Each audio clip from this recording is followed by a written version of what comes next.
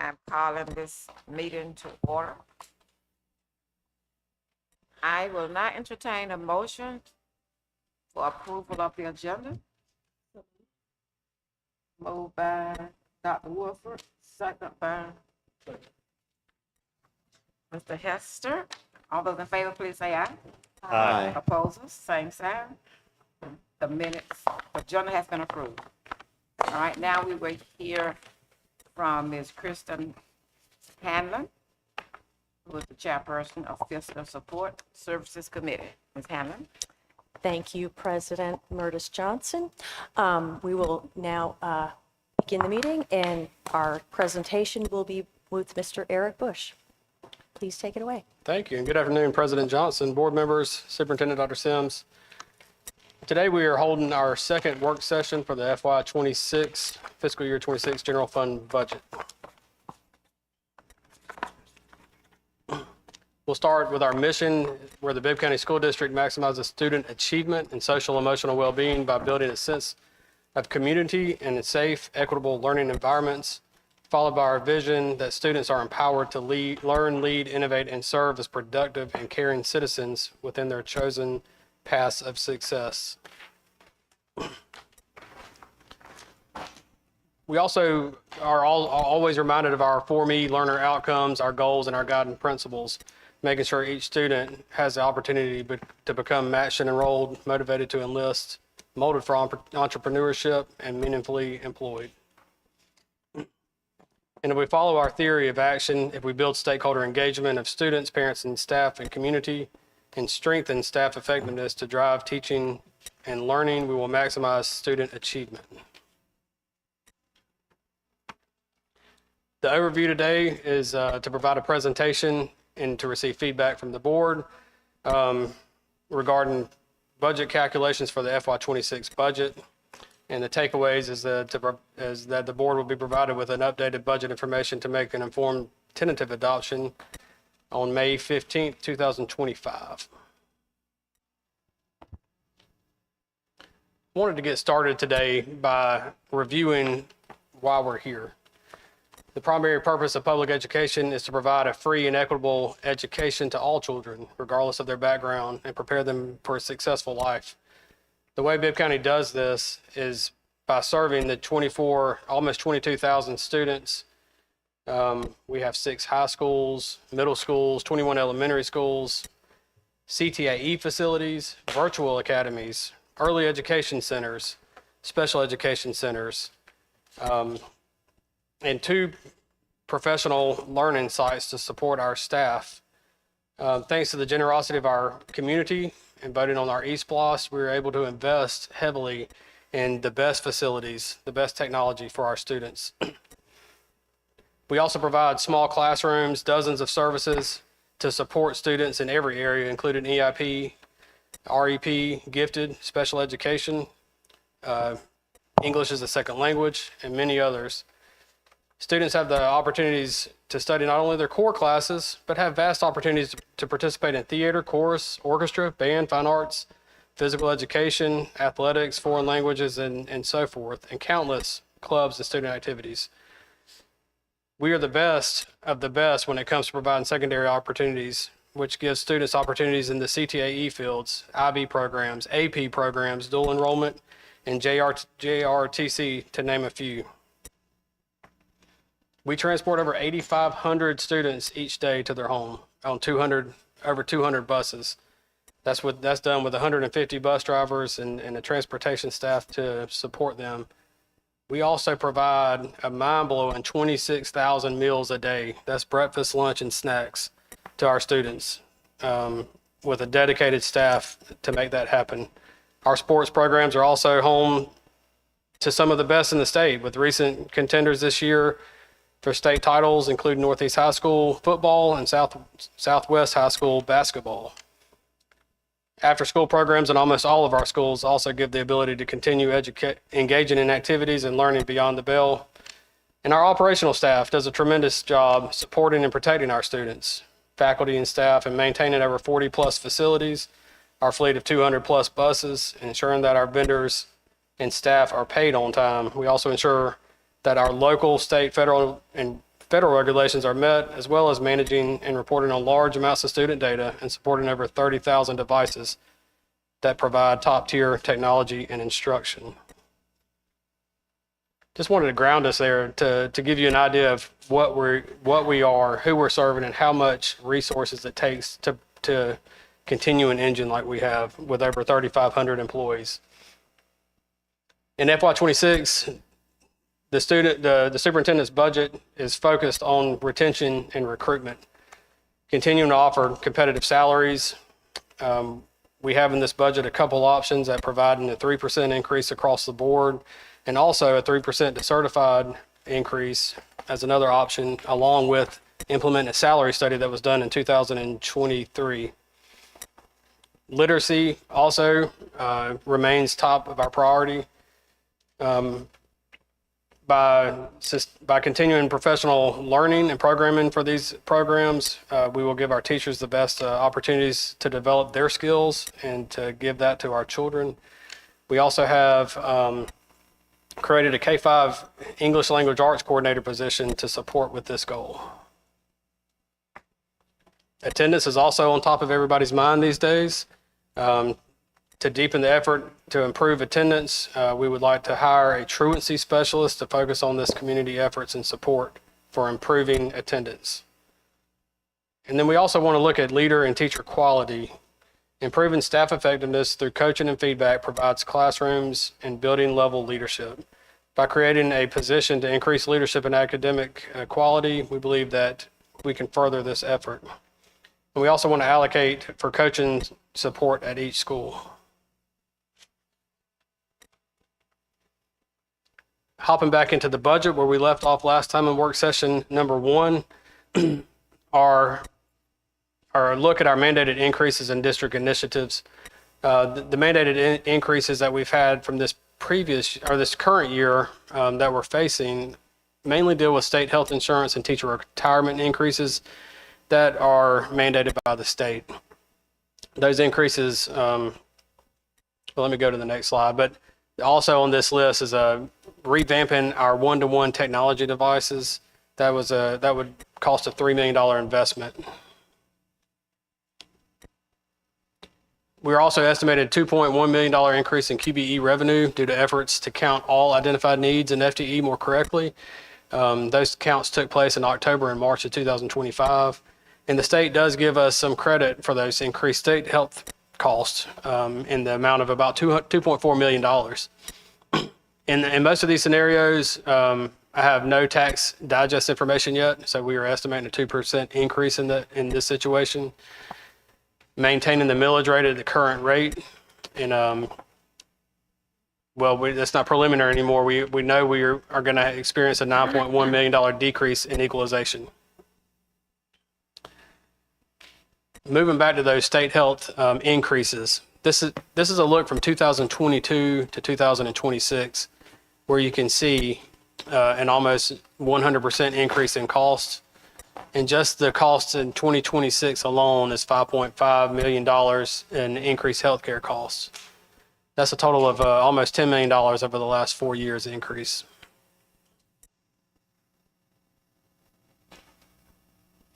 This slide is just an overview of benefit changes from the 25 to 26 year. Next, we'll review our staffing and our student enrollment and staffing allocations. These numbers are consistent from work session number 1. We're showing a projected enrollment in elementary of 10,679, middle school 4,714, high school enrollment of 6,035, giving us a total projection of 21,436 students.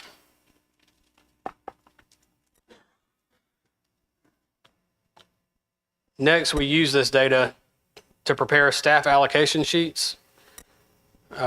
This is based off student enrollment and needs of students.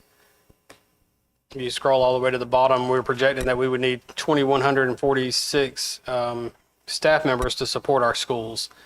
This is not only teachers, but this is front office staff, principals, counselors, media specialists, all the way down. That's an increase of 12.75 positions calculated for 2026.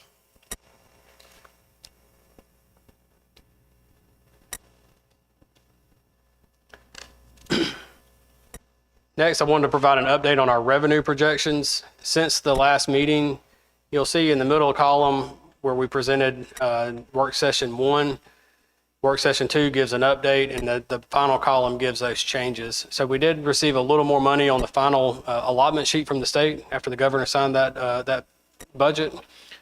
We're receiving $2.2 million more there.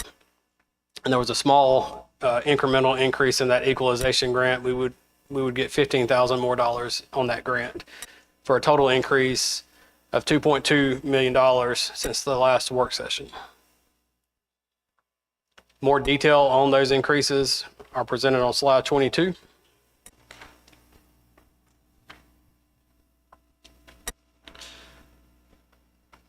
And this section concludes with the equalization trends, just so you can see those variances over time.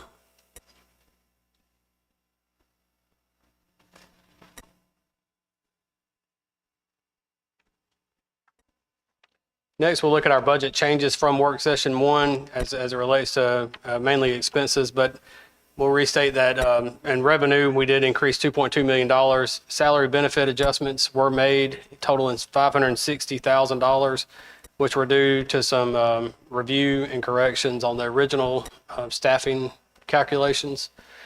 Teaching and learning, it was recognized that our English language arts textbook curriculum had been adopted in 2021. It's a 6-year adoption, so we actually have no need for an adoption in 2026. So we have removed $4.5 million from the original budget to account for that, that need, or the need that was not there. In operations, we also asked all department heads to reduce budgets by 3 to 5% off of their operational budgets. Once we looked really hard, we actually got another, in addition to the $4.5 million books, we reduced the budget by about $1.5 million for a total decrease of 12% from what was originally budgeted.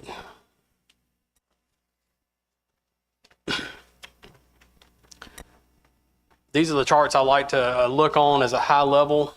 This is going to show our fund balance as it relates to revenues, salary and benefit expenses, operation expenses, and transfers out. That's going to give us an idea of where our fund balance will land at the end of each year. If you look at work session 2, I prepared this as if there are no salary increases. The only changes here are the operational changes that I mentioned just a minute ago, where it decreases $6 million and about $560,000 for salaries. And our transfers in and out, which is how we operate our facilities, like our 484 Mulberry Street building, went up $300,000.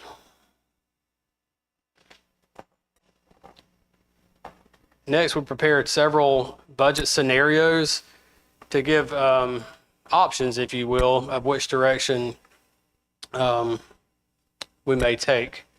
If you look at the column where preliminary budget with no increases, that was presented. That is the current budget, a $17 million deficit. That's with no salary increases. You start looking toward the right, we built a preliminary budget with 3% salary increases across the board. That's not taking into consideration the salary study. The green column, second to the right, is a preliminary budget, 3% certified increases with a salary study implemented for classified staff. That would cost that would put our total salary and benefits at $247.7 million, and leaving us with a net deficit of $25 million. The last column is that same scenario with the salary study implemented, but decreasing roughly 30 vacant positions that are usually unfilled throughout the year. The methodology behind that 30 is roughly a 1% decrease in staff across the board. That would be certified and classified. The way that equates would be 12 elementary positions, 6 middle, 6 high, and 7 classified staff.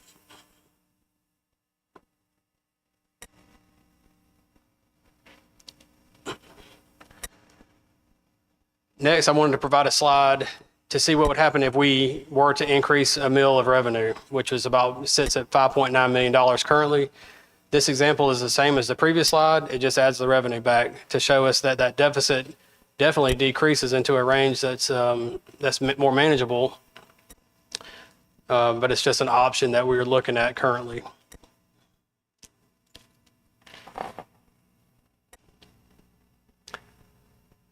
So next we want to look at the 4 trends and those 5-year projections for each of those 4 options I just presented. Just some assumptions on these slides is there's really no changes in facilities and operation. The FTEs are updated to reflect increased counts as of the 26 projection. Operational costs remain similar at the 2025 level. The only caveat to that I should have noted is that I am adding back roughly $5 million for books in the FY27 year when you see those in each column. And then there's a 1% inflation that's applied to the revenue column and the expense column. So looking at this is the first scenario where we are not increasing any salaries. We're just maintaining where we currently are with the expenses we know we're going to incur. This puts us at a $17 million fund balance deficit, which is a 17.8% expense to fund balance ratio down there at the bottom. I highlighted those in red when they dip below the 8%. So above 15% or above 8, they're blue, below 8, they're red. It shows us that in 2028, we would be at 2.68% fund balance if that trend continued. Next, we'll assume, assuming minimal changes, that 3% salary increases for all staff and not implementing the classified salary study. We're going to see a little higher expense numbers because of that 3% raise. That's going to put us at a fund balance deficit of $21.3 million, a fairly healthy fund balance to expense ratio in 2026. But you can see in 2027 that drops below 7%. So we would have to have some consideration of reducing more costs or increasing revenue at some point. Our third option is assuming minimal revenue changes, but implementing that classified salary staff and providing a 3% salary increase for all certified staff. You can see this looks similar. It's a little more expensive than just the 3% across the board, but it gives us a lot more leverage in the retention and retaining employees on our classified study since we are fairly far behind on that.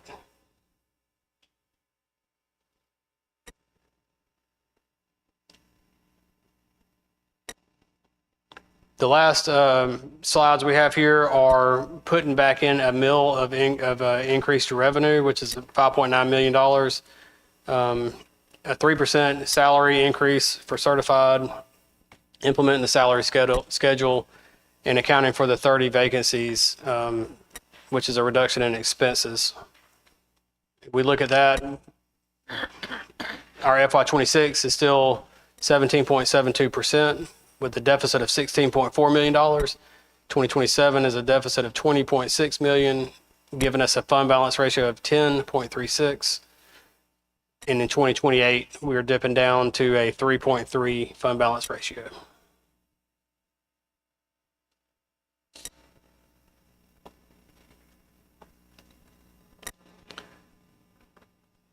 Quick update on our classified salary schedule that we are looking to implement is in 2023, they commissioned a salary study and identified,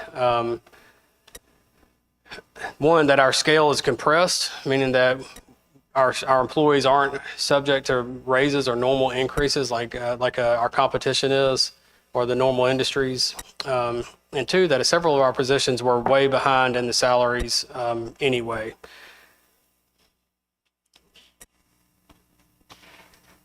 The way we would solve for this is to, one, decompressing that schedule. It would have 20 steps and give a longer term to have step increases over the life of an employee. The average salary adjustment is around $1,500. And the primary implementation method would be that the years of service and experiences, so the percentage would increase. It would be different for different people. Some could be higher, some could be lower than that 3, but what we found over the whole band is it's around 3.5% to 4%.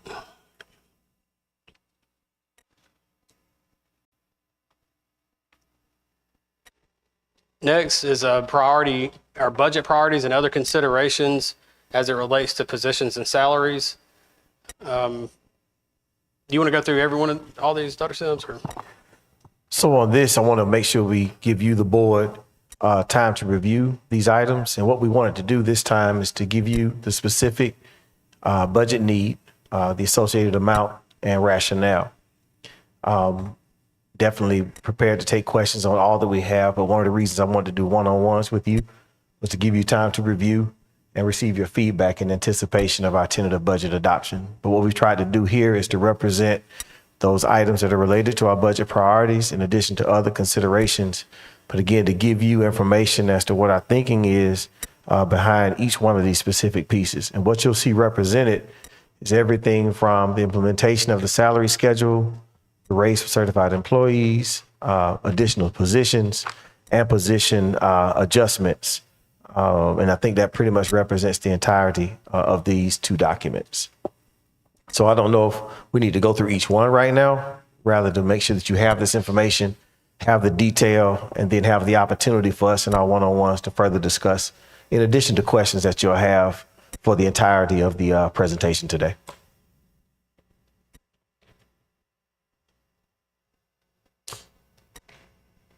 Madam Chairperson.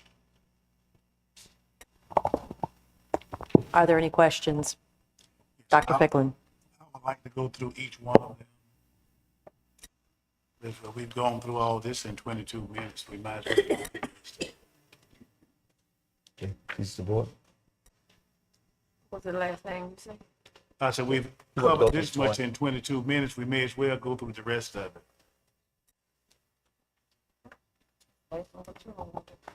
Dr. Woodford? So if we're gonna do that, I'd like to ask my question, related to page 25, under operations. Well, do we want to finish the presentation first and then go to questions? Okay. Would that be more appropriate? And if That's fine. so I'll go through each one of these. No problem.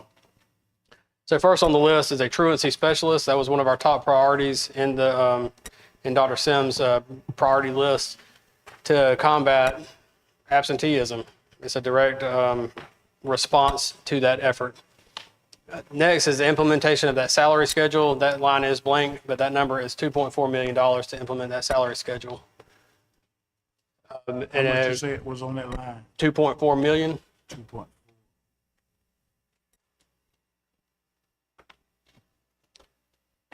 The next line is the number, is the value associated with providing a 3% raise for all certified employees in that scenario.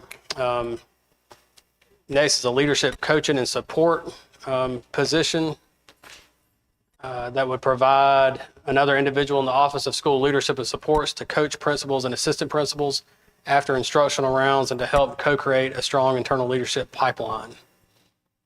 Next would be an assistant athletic director. That athletic department continues to evolve and is providing support to student athletes, athletic directors, and their coaches. As that demand in that department increases, we feel the need for an extra position is warranted. The next position is reducing media clerk allocations in elementary schools from 800 to 600. The rationale behind that is that the elementary schools check out a lot of books, and there's a lot of need and demands placed on the media specialists in those positions. And there are some, for example, middle schools that have more support than our elementary schools that are larger than them. So the idea is there is to correct and give more support in that media center. Moving on to the next page is to reclassify the Director of Elementary Services to an Executive Director. The recommendation reflects both the expanded scope of district-level instructional leadership and the fact that the majority of current duties already align with the executive-level expectations. The next is another position change from Director of Maintenance to an Executive Director of Maintenance. That change also acknowledges expanded strategic leadership, operational oversight, and critical infrastructure responsible within this role. The next line is eliminating 4 hard-to-fill part-time custodial positions with 2 custodial site support specialists. It would give each school a backup and more support, 8 hours a day versus 4 hours a day with those other 4-hour half-time employees. Next line is the K-5 ELA School Improvement Coordinator. This recommendation also fits into the priority list in the literacy program, where we don't have an ELA coordinator currently in the district. The next is to reclassify an accounting clerk to an accountant. This position manages student activities and sunshine funds for all 40 schools and 64 departments. It's a sole responsibility of one person, and those duties have increased not only to accounting for and approving requisitions, but to training all of our principals, secretaries, clerks, and bookkeepers to make sure all student activity accounts are safe and accounted for. And lastly is to reclassify student information system manager to a coordinator. Again, as Department of Education initiatives change and the state reporting becomes more difficult, that position, the skill level of that position is already in-house and is much needed to stay competitive in this area.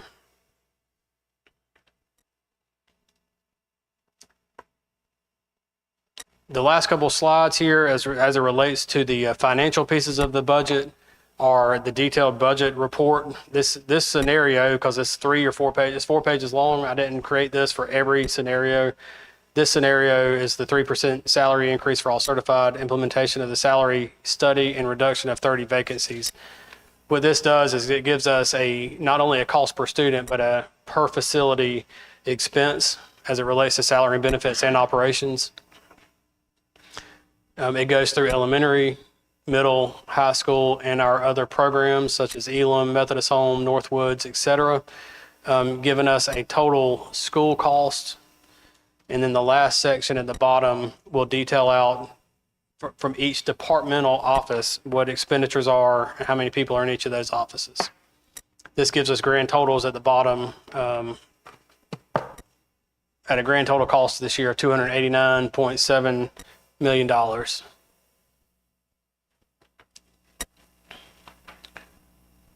The last part of this slide is a historical millage information and comparisons with surrounding counties.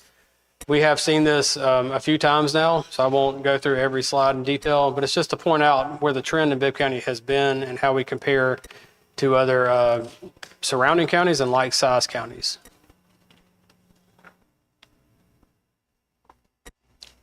The next steps in this process will be a tentative adoption in approximately 10 days. That's on May 15th.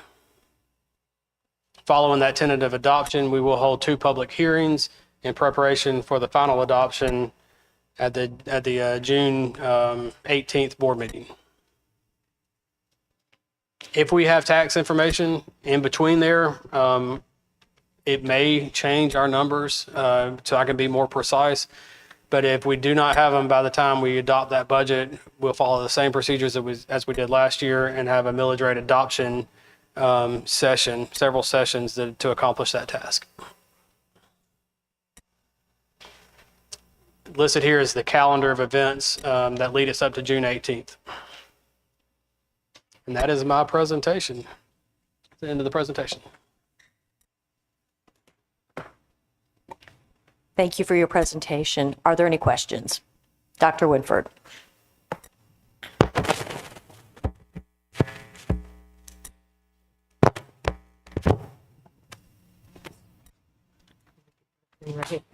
Thank you, Madam Chair.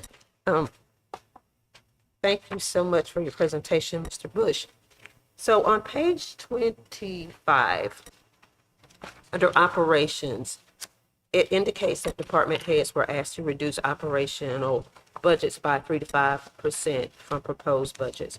Can you give an example or some examples of what those reductions were? I can. The main part is we went through the easy things like supplies and travel.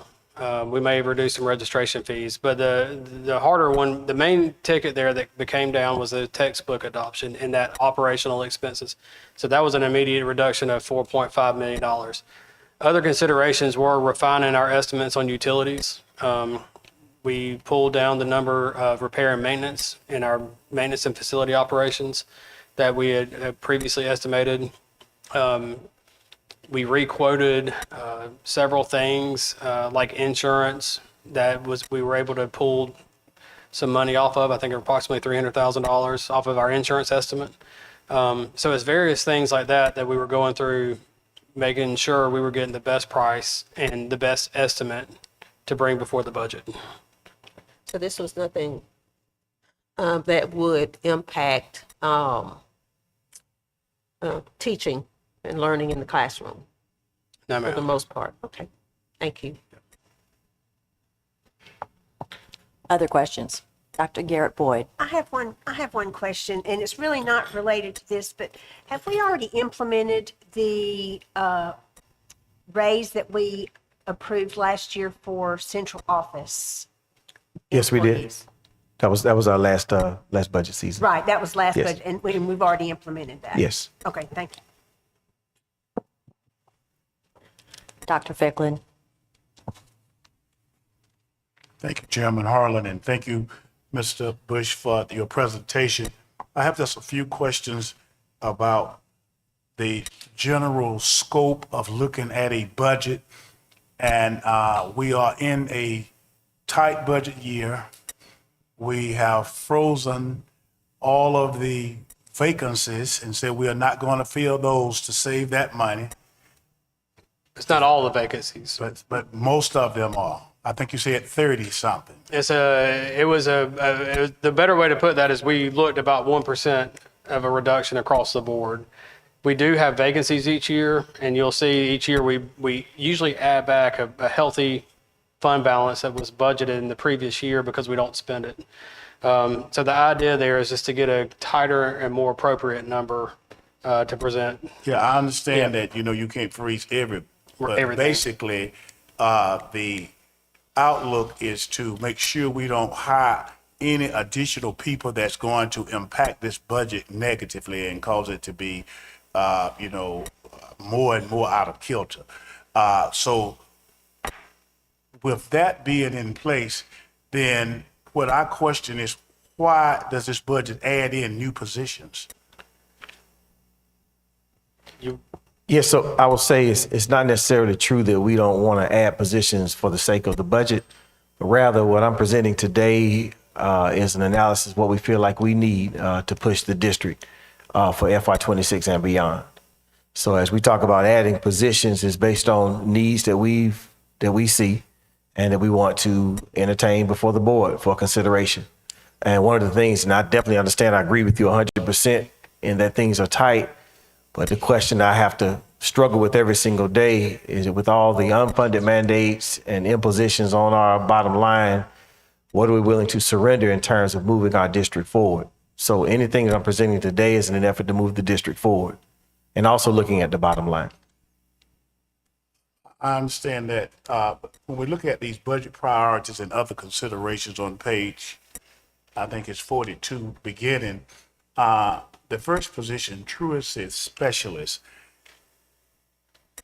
At the first time I met down here, I asked about a truancy officer, and I was told that we didn't have them and we didn't need them. But now in this budget, it's asking for a $70,000 truancy specialist. I'm just gonna move on. And the key thing that I see that this budget ought to be trying to do is give an additional increase for our teachers and educators to recruit and retain the best that we can. And 3% is a low increase. And if there's any way we could increase it, I think we ought to be looking forward towards that. And then leadership coaching support.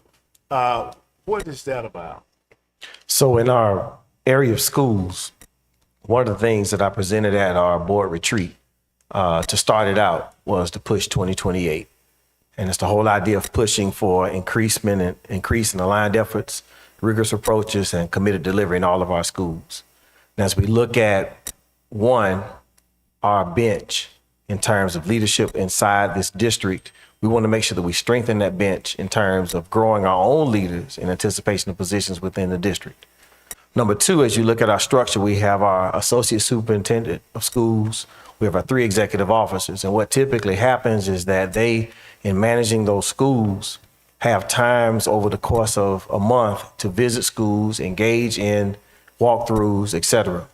But then there's that gap as it relates to continued and ongoing coaching on the ground for principals, for assistant principals, for teams on a daily basis. And we see a real opportunity not only to increase the level of leadership support on that daily basis, in addition to the support from the executive officer and associate superintendent of schools, but also to better align our academic coaches and all the support they provide to classrooms. So we see this position as one that's going to help in terms of leadership support, academic coaching support, provide consistency of impact in schools on a daily basis, and to help reel in and accelerate school improvement efforts, starting with the principal, but trickling all the way down to the classroom. As it currently stands, we have no formal leadership of the academic coaches specifically focused on that. And we feel that a leadership lens for the academic coaches, in addition to the leaders inside the building, again, on that daily basis, spending a day in a school, half a day in a school, going back to the school, the whole nine, we've seen tremendous impact on the spirit of coaching on that level, which is why we're asking for this at this time. I asked very early on about a position in my 18 questions, and the answer came back as saying one position that I identified as having no one but 2 clerks working in the office with that position. I thought that was the position that was coaching and supporting the various things that you just named. And of course, this position right here sounds like that's what that position should have been doing because of the title of the position. And you know what position I'm talking about. I don't want to call it out. That one, I think you're talking about director of professional learning, which is Yes. more in line of professional learning for the overall district, but not the boots on the ground approach and the coaching approach for this specific position. And again, I'm presenting those 2 pages. This is the time to get feedback from you as a board, but I'm just giving you from the superintendent standpoint what I feel like we need to move forward. And I receive your feedback and thank you for it. I see little difference in those 2 positions based upon what was told to me that position did. And that's what I'm going on. And then you have an assistant athletic director. And I know for years, we've only had one athletic director. And even at one time, one of my good friends and buddies was half-time athletic director. And we had more students than we have now. So I'm trying to understand, how is it now that we need an assistant athletic director when we have less students than we've had in the past? And I think that our colleague was athletic director, and he did a wonderful job. Do you have an assistant? No, I don't want to ask you. Okay. Mm-hmm. So, but, you know, my point being, and then of course the media specialists are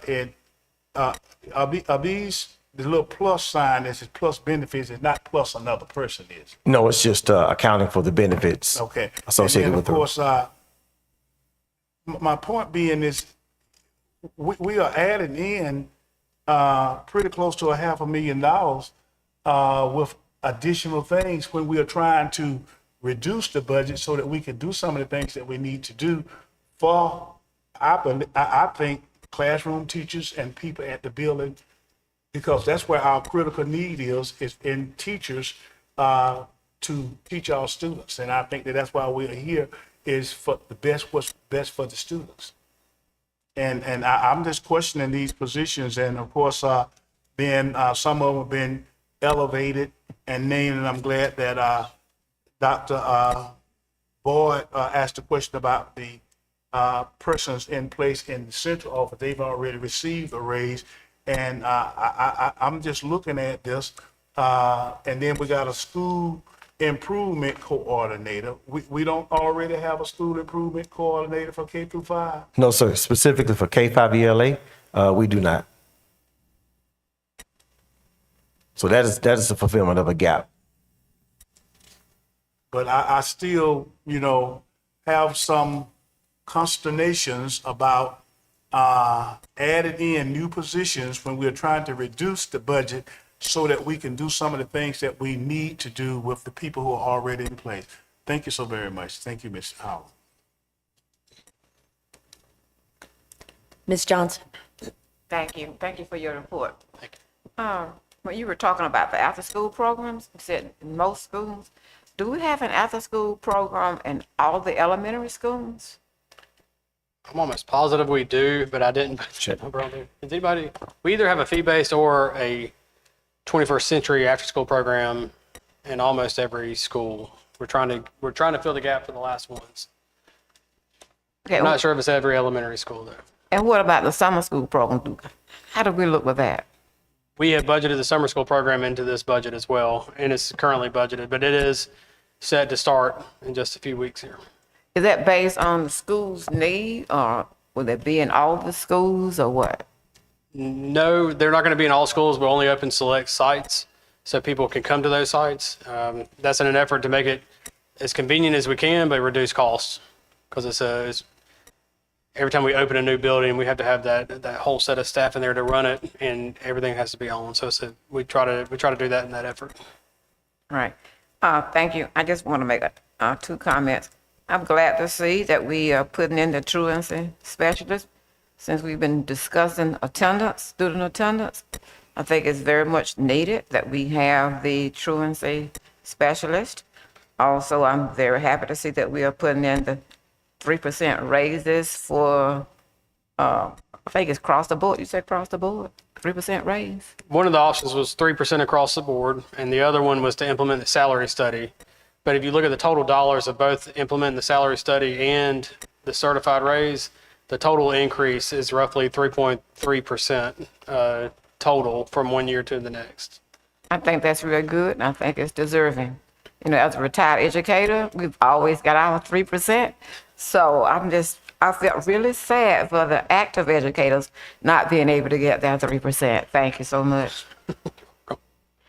Mr. Hester? Thank you, Mr. Bush. Great report, and I know a lot of work gone into this. I have some of the same concerns that Dr. Ficklin has. I was hoping to come here tonight and hear a lot of cuts and try to get the budget a little closer to, and we are at it. I have a concern there. Do you know offhand how many positions we've added at central office over the past 3 years? I don't know right offhand, but I could get you that information. Yeah, I would like to know that. Okay. And my concern is that classroom too. I know we've got some great people at central office that can do a great job with our students and our teachers, and I'm just curious how many we've added To the classroom. Seems like we've added a lot, and I may be wrong. Okay. But how are we going to balance this budget, keeping adding people, I guess is my question. I don't know if we can answer that. I mean, obviously, we would need to reduce to balance it. I don't think we can reduce it enough to balance $20 million out of it, to be honest with you. At some point in time, we're going to have to catch up to our millage rate, or either rely on state income to come in. Because increases not only in cost of living that people need to survive hit us just like everywhere else. Those mandated costs from the state are really expensive and have really hit us hard. So in order to support the schools where we're at, according to our allocation schedules, we're presenting the budget as it is. So unless we were to reduce a lot of staff, I mean, that's, which makes up 80% of our budget. I really feel, and I think most people feel, it would cripple the needs and the efforts of the district to do it really severely. If that time comes, I guess we'll have to act, but. And just to answer your question, in the past 3 years, we've added 2 positions: the Director of Partnerships, Projects, and Engagement, and Associate Superintendent of Schools. Those are the 2. And I would just add, and I hear it all day, Board, in reference to our need to try to make cuts. But if you recall, last year, I think we made an upwards of $5 million in cuts. Our cuts pale in comparison to the challenges on the other side of unfunded mandates. Matter of fact, there's really no comparison to our cuts to the unfunded mandates from the other side that nobody saw coming. And there's no comparison between anything that we're asking and the imposition of unfunded mandates on the other side as well. So we're trying our best to exercise due diligence, but at the same time, I know y'all have the expectation for me as a superintendent and us as a district to move this district. And I always have to ask that question, well, what is it going to take to help us to move the district and not stifle us so much that while we can demonstrate a certain level of fiscal responsibility, which I feel like we're still doing, and even in these asks, I don't want to do it to the extent that we can't move this district.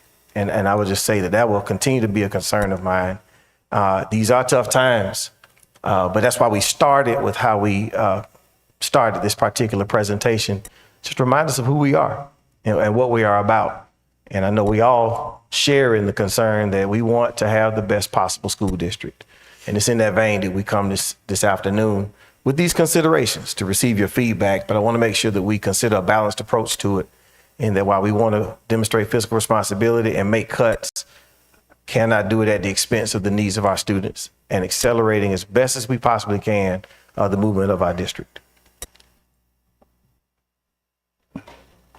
Other questions? Dr. Ficklin. Handle. We are looking, and I certainly agree with President Johnson, that I'm happy to see teachers get 3%, but I was hoping with the kind of exit we have from our system, that if we could give them 3.5 or either 4%, I think that we had 43 teachers to leave this school year, and many of them pointed out that they were going to another system.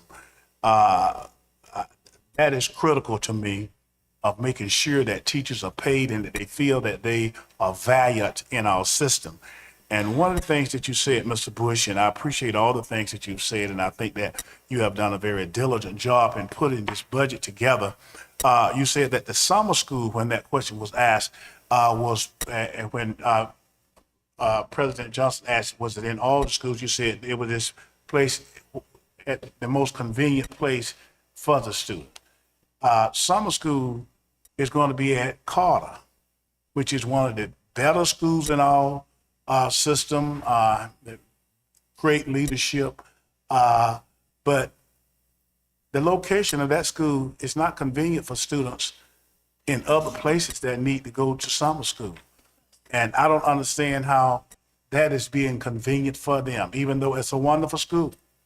And I think that, when you look at that school, it has done exceptionally well in our system.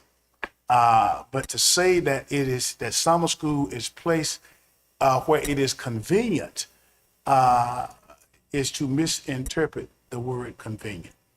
Understood. Other questions? Dr. Garrett Boyd. I'm just going to go back to that question. Superintendent, don't we bus children from their neighborhood schools to these summer schools? Yes, we do. That's what I thought. Thank you. Not all of them are bused though. If they're going to summer school, they're provided a bus if they want it. Is that correct? Yes, and I'll get clarity on the scope of that transportation to confirm we have coverage. And to Mr. add, Moore- oh, sorry. And Carter, I'm so sorry. Carter is one of several sites, by the way. We'll provide those sites as well. Thank you, because I received that, I received that question today about why, a mother had to take her child all the way to Carter when she lives in the inner city to attend summer school. So all kids are not bused, Dr. Garrett, boy. We'll address. Mr. Morton. Thank you, Ms. Hamlin. Mr. Bush, this budget assumes an increase in student population of about 181. Does that sound about right? That's about right. Okay. Have we checked with the Department of Education to find out how many Bibb County students have applied for vouchers? We haven't received that information yet. I'd ask you please check because I'm hearing a rumor it's about 700 students. So I appreciate if y'all could check on that for me because certainly that can impact these numbers. I also had seen that the school-based mental health grants are in danger. Is that accurate? That And I think we information get was about released last $2.5 week. million. You get about Yes. $2.5 million. Yeah, our grant is for 6 years, I believe. The information I've received from Mr. Cassidy, who oversees that, is that that's only affected universities at this point in time. It's not to say that it's not going to come down to K-12, but we are aware that that grant has been paused and scrutinized. Well, I had read that school systems in Colorado and New York were being impacted by the cancellation of those grants. Right.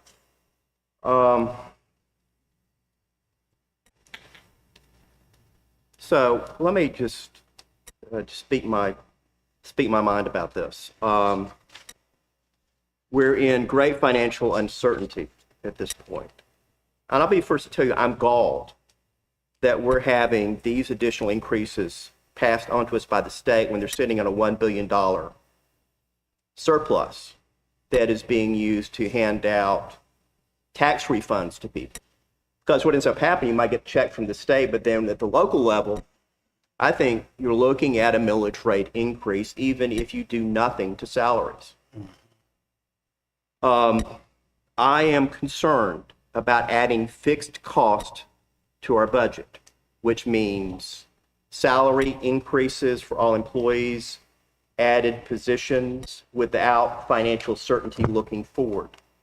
For example, on page 38, where you've got a 1 mil equivalent increase with various salary implementations and increases. You, by 2030, have a $32+ million deficit. That's with an increased millage rate of 1 mil. So that gets you to 15.474 or something like that. That leaves you 4.5 mils because we can only go to 20. Right. That gets 4 mils where it is right now. It gets you close to about $24 million. So I find it really hard to wrap my head around the notion that we will raise taxes so we can bring in new employees and give significant salary increases. I would be far more comfortable looking at a bonus for our employees, a one-time bonus, because we simply don't know what the future holds. Tell me with some, Mr. Bush, we had a budget amendment not too long ago that got us another $4 or $5 million. Is that correct? That was the original budget amendment. That was due to the millage, maintaining the millage rate last year. Okay, so that's already reflected in what, the fiscal year 25? It is. It's in that fund balance number. The numbers that we have, particularly on slide 38, does that reflect the book expenditure we'll have next year? Or not? For 2026, yes. It does reflect That's that. the estimated budgeted expenses. Thank you. I want to look at pages 42, 43, please. Where we talk about added positions and increases in salaries due to reclassification. And what the general question I want to ask is, the amounts shown, would these reflect a 3% increase or other salary increases? Yes, they should. I say they should, but yeah, they would be placed on the salary schedule according to the position that they're filling. and those are approximate values as of currently. One other observation, then I'll be done. I noticed a recommendation for a truancy specialist. I seem to recollect about 6 months ago, Mr. Cassidy announced that there was this new program that over 5 years was going to reduce absenteeism by 50%. Did that program fail and now we need a truancy specialist to help? I'll need Mr. Cassidy to speak on that.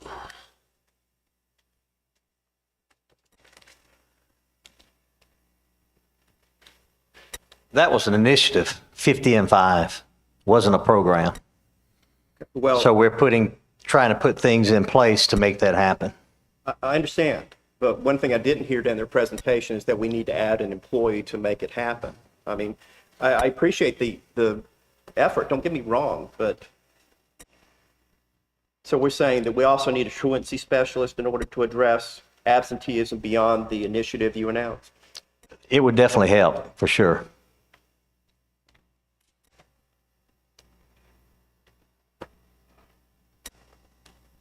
Okay, I think that's all I have. Thank you very much. I appreciate your answers.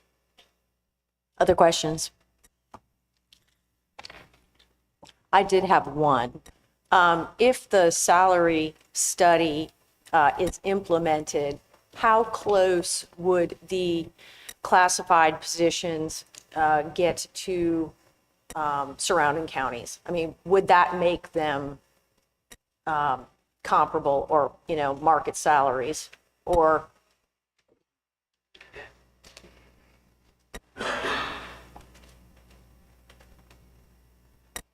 I would say, good evening, everyone. I'm sorry. It would make us more competitive, but would it get us all the way to our peer districts? We still would have a ways to go. One of the things that's pointed out is that we have a range spread of around 14%, which means from starting salary to top salary. The industry average is 54%.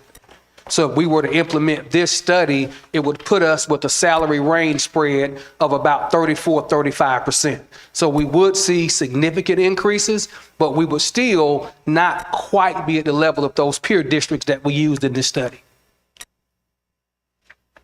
thank you. Yes.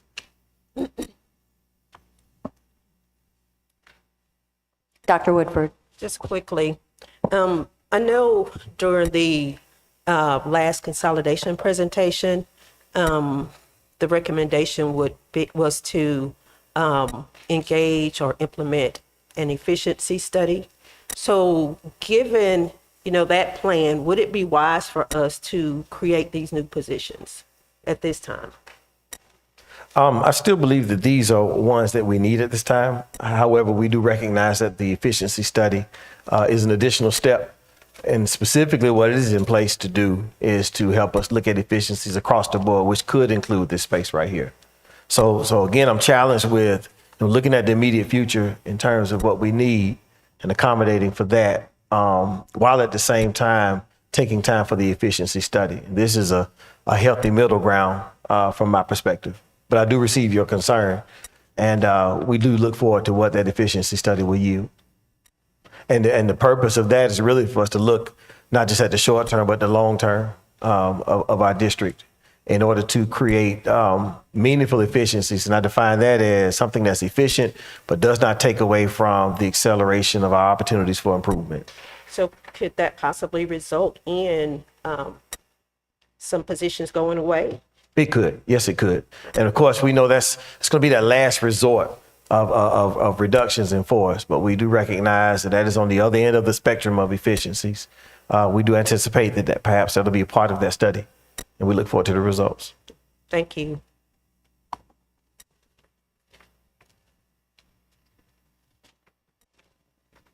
Hearing no further questions. Madam President, back to you. Thank you, Ms. Hammond. At this time, we will hear from Personnel Services, Mr. James Freeman. Thank you, Madam President. If I may, we need a motion to go into executive session for the purposes of land, legal, personnel, student, school safety, and/or cybersecurity matters. Second. Motion by Dr. Ficklin, second by Dr. Woodford. All those in favor of going into executive session as stated, please signify by saying aye. Aye. Aye. Opposed, same sign. That passes, and we are in executive session, Madam President. Thank you. Let's go to our little room. Do we need anything out of our packets?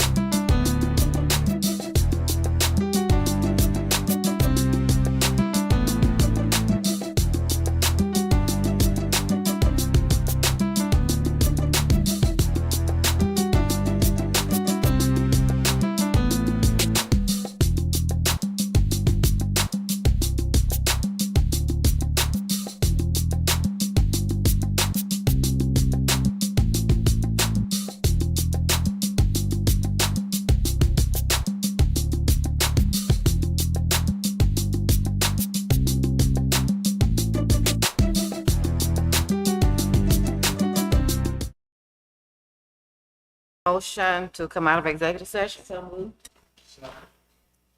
Properly moved by Dr. Wolford, second by Dr. Ficklin. All those in favor, please say aye. Aye. Opposers? No. So we're officially out of executive session. Yes, Mr. Freeman? As we've come out of executive session, I would like to entertain a motion to approve PS1 as presented. So moved. So moved. Second. We have a motion by Mr. Morton, seconded by Ms. Hanlon to approve PS1 as presented. All those in favor, please signify by saying aye. Aye. Opposed, same sign. That passes. Unanimous. May I have a second to adjourn? Second. It's been motioned and second that we adjourn the meeting. All those in favor, please say aye. Aye. Opposers? Say no. Bye, Emmanuel. We're gonna wait for the vote. Y'all go out.